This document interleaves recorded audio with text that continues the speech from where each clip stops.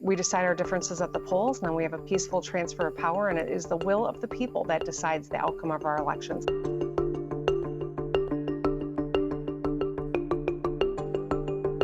In 2016, Donald Trump won Michigan by 10,000 votes. Joe Biden leads there by about 13 times that margin this morning. Reflect on where things stand.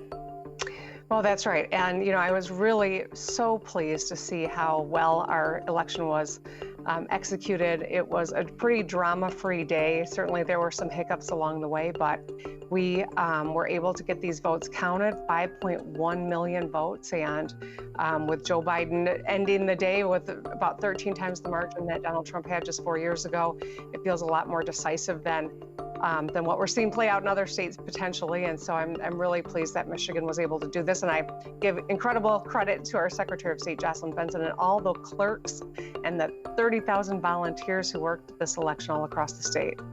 There have been protests, particularly in Detroit, which will show some video right now. People chanting, "Stop the count," outside of a ballot counting center. What's your message to the protesters? What's your message to these people who are upset? And what message do you think should be coming from the top right now? Well, I think every one of us with a platform should be encouraging and educating the public that we count our votes. Votes that are cast before the close of the polls get counted. And we don't just stop because it's inconvenient or because one person has an agenda. We get the votes counted. The most important thing in an American election is that we decide our differences at the polls, and then we have a peaceful transfer of power, and it is the will of the people that decides the outcome of our elections, not a candidate, not a political party, and not protests. And we've had a full and free and pretty drama-free election, and I think that's an important thing in this moment. There's a lot of heated political rhetoric, and one of the things as I talked to Joe Biden yesterday, he called me. He is focused on how do we heal this nation? How do we bring people together? How do we build bridges and start the common ground that has been so severely lacking these last few years? He, of course, has not won yet. He recognizes that. He's a humble person, but he's optimistic, and as am I. And I think I'm hopeful that we can start that next chapter in this country because it's so sorely needed. What message do you think the American people sent in this election? If Joe Biden manages to win, that's unclear. Democrats still suffer losses in the House of Representatives and didn't do nearly as well in some areas as they thought. So how do you juxtapose maybe the mixed messaging coming from the American people?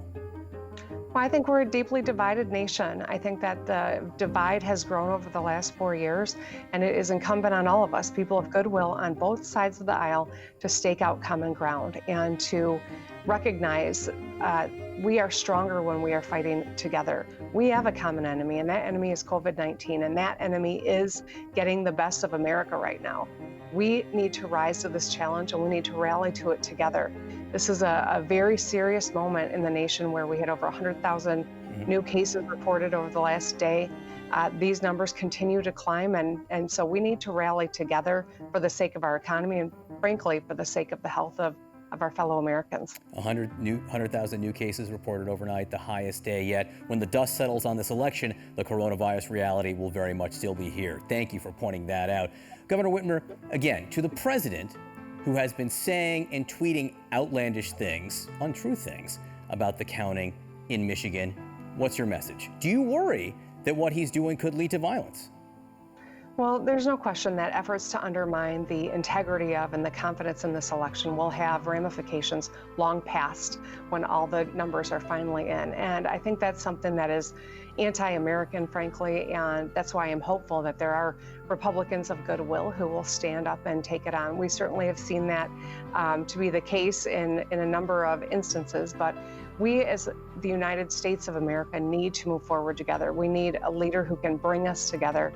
And I think that's incumbent on every single one of us to do our part to achieve that goal. We're not going to agree on everything. We know that. We should have robust debate. We should have a vigorous dialogue.